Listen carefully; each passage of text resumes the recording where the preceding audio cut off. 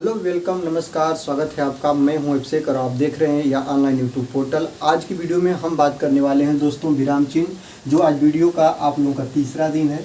तो आप लोगों को वीडियो काफ़ी अच्छी लग रही है, वीडियो का आप लोगों ने काफ़ी लाइक भी किया है, शेयर भी किया है। तो आज की वीडियो में हम बात करेंगे विराम चिन्हों के बारे में। विराम चिन्ह होते क्या हैं, जैसे कि आप लोग ध्यान देंगे, जैसे सोना होता है, जो सुनार होते हैं, सोने के अगर उसके पास सोना नहीं है तो वो उसका अस्तित्व तो नहीं है। उसी प्रकार जो लोहार है, अगर उसके पास लोहा नहीं है तो उसका अस्तित्व तो नहीं है।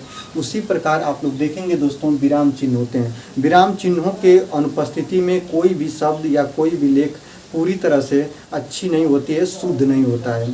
तो दोस्तों आज की वीडियो में हम विराम चिन्हों की संख्या के बारे में बात करेंगे और अर्थ। विराम चिन्हों का अर्थ होता है रुकना या ठहरना।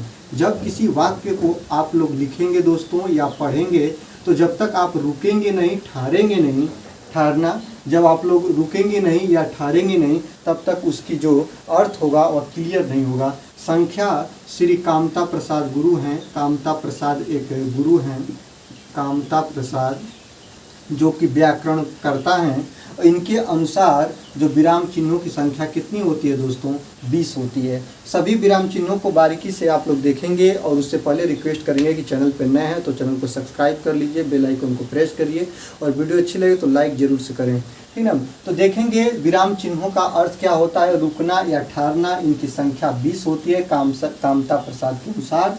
और प्रत्येक विराम चिन्हों को देखेंगे, इनका उपयोग कैसे किया जाता है। किसी भी लेख में अगर विराम चिन्ह अनुपस्थित है तो उसका अस्तित्व ही नहीं है। जिस प्रकार मैंने आप लोगों को बताया कि जिस प्रकार लोहार को लोहे की कमी खलती है, सुनार को सोने की कमी खलती है, उसी प्रकार वाक्यांश को विराम चिन्हों की कमी खलना लाजमी है। तो चलिए देखते हैं पहला जो है आपका विराम। दोस्तों देखेंगे विराम चिन्ह कैसे होते हैं। सबसे पहले हम लोग लिखे हैं अल्प विराम। अल्प विराम सबसे ज़्यादा किस विराम चिन्ह का प्रयोग होता है, तो सबसे ज़्यादा अल्प विराम का चिन्ह होता है, अल्प विराम चिन्ह का प्रयोग होता है। जो अल्प विराम होता है दोस्तों, उसका जो सिंबल होता है वो ऐसे होता है। जैसे आप लोग लिखते हैं, जैसे सोमवार, मंगलवार, बुधवार, बृहस्पतिवार, शुक्रवार, शनिवार, रविवार। तो जैसे आप लोग लिखते हैं ना, या कोई भी नाम लिखते हैं, जैसे लिखेंगे राम, इसके बाद लिखेंगे श्याम, इसके बाद आप लोग जैसे लिखेंगे मोहन, तो बीच में आप लोग ऐसे ऐसे लगाते हैं। तो अल्प विराम का मतलब होता है रुकने से। मतलब दोस्तों इसका क्या मतलब है, रुकने से। राम रुक गए आप, श्याम रुके आप, मोहन। अगर ऐसे आप नहीं रुकेंगे तो राम श्याम मोहन, तो किसी को बातें समझ में आएगी नहीं आएगी। अल्प विराम का मतलब होता है, अल्प मतलब आधा और विराम मतलब रुकना, मतलब थोड़ी देर ठहरने से है, रुकने से मतलब है। राम कामा श्याम कामा मोहन, मतलब ये अल्प विराम है। इसका मतलब यही होता है। यह सिंबल को हम लोग बोलते हैं दोस्तों अल्प विराम, ठीक ना। जैसे कि सोमवार कामा मंगलवार, विराम बुधवार, विराम शुक्रवार, विराम शनिवार, रविवार, ऐसे ऐसे जनवरी, फरवरी, मार्च, अप्रैल, बीच में ऐसे विराम अल्प विराम का सिंबल देते हैं, जिससे हमें मालूम चल सके जब कोई भी व्यक्ति उस लेख को पढ़े तो वह थोड़ी देर के लिए रुके। अर्थात अल्प विराम का मतलब होता है थोड़ा ठहर जाना, ठीक ना। इस बात को कहने के बाद थोड़ा ठहरना है, तब इस बात को कहना है, फिर थोड़ा ठहरना है, फिर इस बात को कहना है, राइट। फिर आगे देखेंगे अर्ध विराम। अल्प विराम से भी थोड़ा सा कम रुकना है, उसको बोलेंगे दोस्तों अर्ध विराम। क्या बोलेंगे दोस्तों, उसको हम लोग बोलेंगे अर्ध विराम। जैसे एक शब्द मैंने ले लिया, अर्ध विराम का सिंबल पहले देख लीजिए। अर्ध विराम का सिंबल ऐसे होता है, ठीक ना। जैसे एक शब्द ले लिया, जैसे मान लीजिए ले लिया कि वह गरीब है। यहाँ पर देखिए, वह गरीब है पर ईमानदार है, ईमानदार है। ऐसे आप लोगों को अगर मिल जाए कि वह गरीब है पर ईमानदार है और यहीं पे सिंबल लगा होता है, इसको बोलते हैं दोस्तों अर्ध विराम। कह क्या रहा है कि वह गरीब है, मैं थोड़ा सा रुका हूँ, पर ईमानदार है। वह गरीब है पर ईमानदार है, मतलब अर्ध मतलब आधा और विराम मतलब रुकना। अर्ध विराम का प्रयोग कहाँ पे होता है, अल्प विराम का प्रयोग कहाँ पे होता है, जब कई व्यक्तियों को, कई समूहों को, जैसे कई गिनतियों को 1 2 3 4 रख दे तो बीच में ऐसे कामा लगाते हैं। जनवरी, फरवरी, मार्च, कई नामों को दे दे तो ऐसे लगाते हैं। जैसे कि मान लीजिए किसी क्रांतिकारियों का नाम दे दे, जैसे महात्मा गांधी हो गया, भगत सिंह, बुटकेश्वर दत्त, सुखदेव, ठीक ना। ऐसे ऐसे लाला लाजपत राय ऐसे कर दे तो बीच में आप लोग ऐसे अर्ध विराम का प्रयोग करते थे।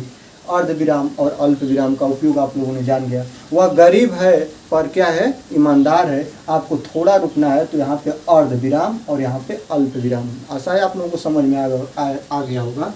अल्प विराम का उपयोग सबसे ज़्यादा करते हैं। पूर्ण विराम, पूर्ण विराम का मतलब होता है ऐसे, इसका सिंबल होता है जैसे राम घर जाता है, राम घर जाता है। किसी भी शब्द को पूरा हो जाने के बाद यह सिंबल लगाया जाता है और यहाँ पे ऐसे चीना खींच दिया जाता है। इसी को बोलते हैं दोस्तों क्या, पूर्ण विराम। ठीक है, राम घर जाता है। जब कोई भी वाक्य, कोई भी सेंटेंस पूरा हो जाएगा तो अंत में ऐसे लगाएंगे और यही दर्शाएगा कि आपका वाक्य क्या है दोस्तों, पूरा है। इसी को बोलते हैं पूर्ण विराम। पूर्ण मतलब पूरा और विराम मतलब चिन्ह। पूर्ण विराम का चिन्ह यही होता है सिंबल। ठीक है, आगे देखिएगा प्रश्न सूचक चिन्ह क्या होते हैं दोस्तों। आपको बहुत दिनों से पता है कि प्रश्न सूचक का सिंबल ऐसे होता है।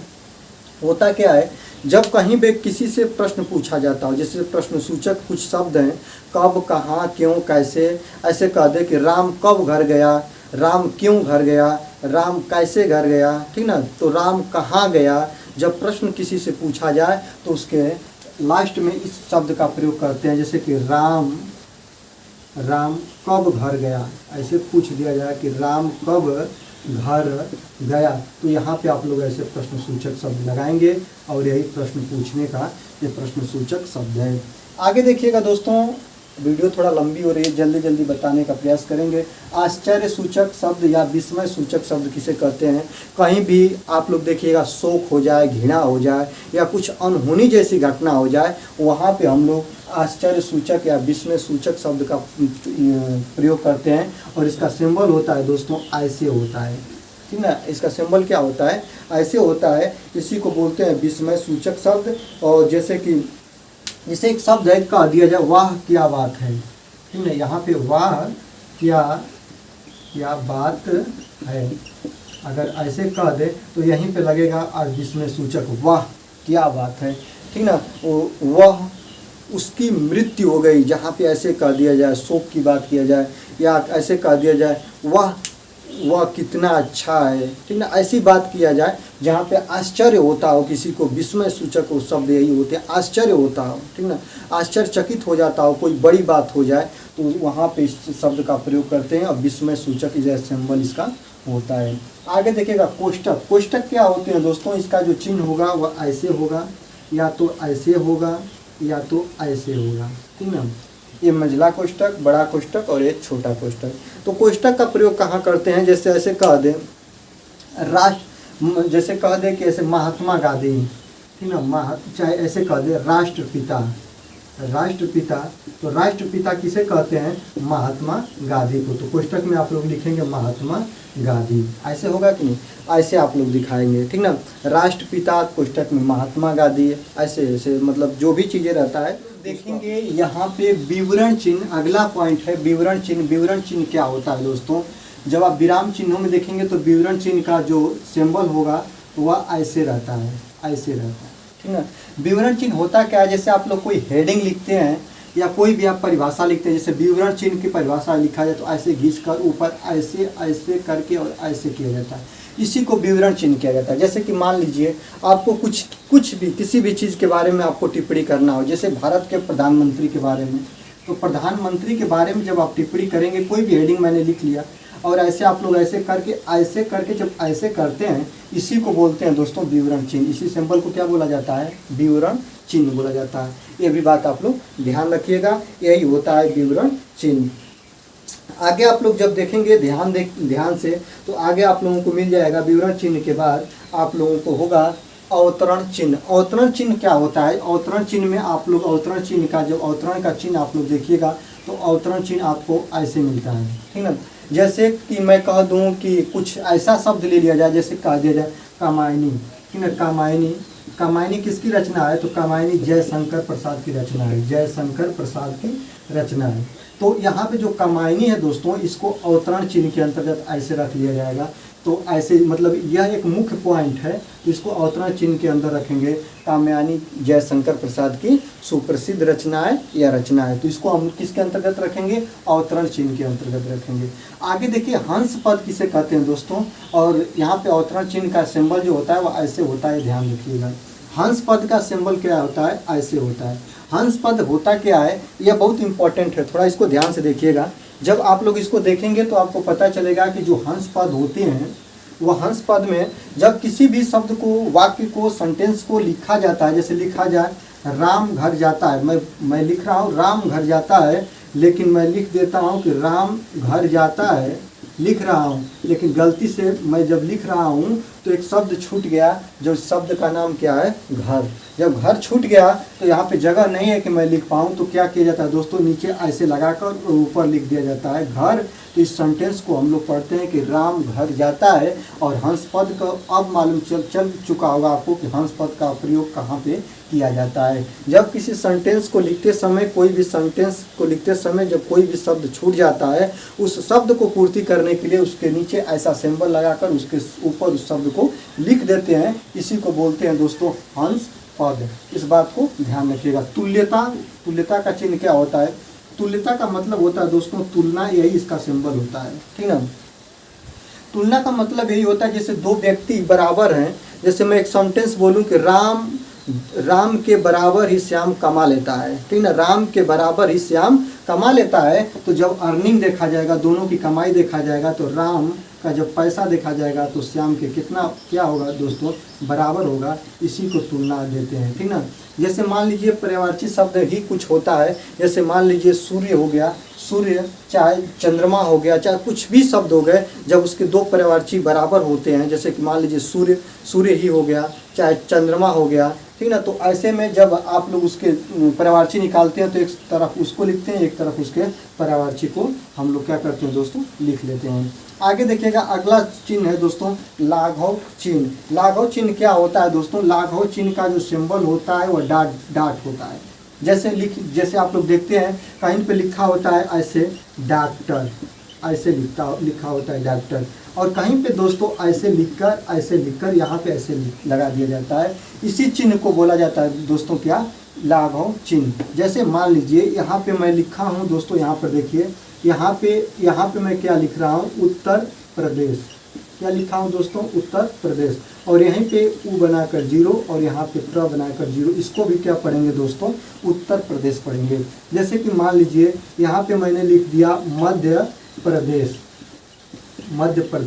तो यहाँ पे म बना के 0 और प्र बना के 0, इसको भी क्या बोलेंगे, मध्य प्रदेश। तो लाघव चिन्ह का मतलब होता है डाट से किसी भी शब्द के बाद में डाट लगाकर पूरे शब्द की कल्पना कराना ही लाघव चिन्ह का मुख्य उद्देश्य होता है या मुख्य कार्य होता है। आगे देखिएगा दोस्तों, अगला है आपका लोक चिन्ह। लोक चिन्ह का सिंबल क्या होता है, लोक चिन्ह का सिंबल होता है डाट। क्या होता है दोस्तों, लोक चिन्ह का सिंबल होता है डाट, ठीक ना। जैसे कुछ ऐसे शब्द होते हैं कि आप उसको कहते हैं और इसको पूरा नहीं कर पाते हैं, आप डाट बोल देते हैं। जैसे कि ऐसा भी होता है कि जैसे कहा जाता है, ऐसे लोक चिन्ह का मतलब ये होता है कि जब मैं पैसा कमाने लगूंगा तब मैं डाट, मतलब कुछ भी खरीदूंगा, कुछ भी कर सकता हूँ, ठीक ना। जब मैं पैसा कमाने लगूंगा डाट, ठीक ना। मैं अगर राजधानी चला जाता तो फिर आगे क्या करता, डाट, ठीक ना। तो ऐसे जैसे शब्द लिख दिया जाता है, राम घर जाता है, ऐसे मान लीजिए एक शब्द है और डाट लगा दिया जाए। अब घर जाकर क्या करता है, वो तो बात रस्मई है, वो छिपी है, इस बात को डाट के माध्यम से हम दर्शाते हैं, खाली स्थान ऐसे डाट कर दिया जाता है। इसी को हम लोग बोलते हैं लोक चिन्ह। आगे देखेंगे दोस्तों समाप्ति सूचक चिन्ह क्या होते हैं। समाप्ति सूचक चिन्ह क्या होते हैं, जो दोहे वोहे में आप लोग देखेंगे समाप्ति सूचक चिन्ह ये होता है या ऐसे होता है, जो डाट नहीं ऐसे चिन्ह घिस के समाप्ति सूचक चिन्ह को दर्शाता है। किसी भी वाक्य को पूर्ण हो जाने के बाद ऐसे सिंबल को दिया जाता है। तो ये रहे आपके विराम चिन्ह। विराम चिन्ह का मतलब होता है ठहरना या रुकना। विराम चिन्हों का कैसे प्रयोग किया जाता है। आप लोगों को वीडियो कैसी लगी, अच्छी लगी तो लाइक करें, दोस्तों के साथ शेयर करें, चैनल पर नया है सब्सक्राइब कर लें, बेल आइकन को प्रेस करें। तब तक के लिए धन्यवाद।